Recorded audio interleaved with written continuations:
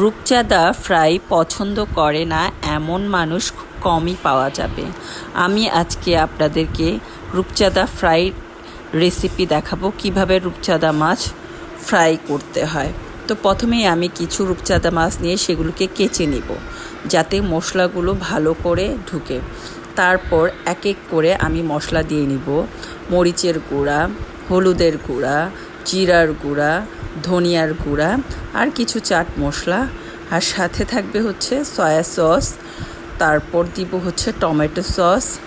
আর এখন যে জিনিসটা দিব সেটা হচ্ছে আপনি একটু চাইলে কালারটার জন্য আপনি একটু রং ইউজ করতে পারেন, আর সরিষার তেল, আর সাথে থাকবে হচ্ছে কর্নফ্লাওয়ার। এই জিনিসটাই আসলে রূপচাঁদা মাছটাকে গ্রেভি করে তোলে।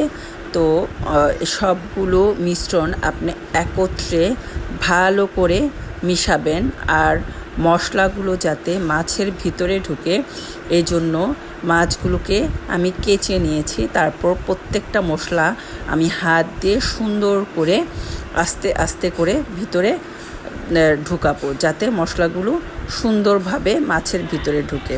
তারপর প্রায় আমি 1 ঘন্টার মতো রূপচাঁদা মাছগুলোকে আমি ম্যারিনেট করে রাখবো। তারপর হচ্ছে ম্যারিনেট করা হয়ে গেলে আমি এগুলো সুন্দর করে গরম তেলে আস্তে আস্তে করে ভেজে নেব। বেশি আঁচে দেওয়া যাবে না, তাহলে রূপচাঁদা মাছ কিন্তু ভেঙে যাবে। আমার মতো করে আপনারা এভাবে রূপচাঁদা ফ্রাই রেসিপি করতে পারেন।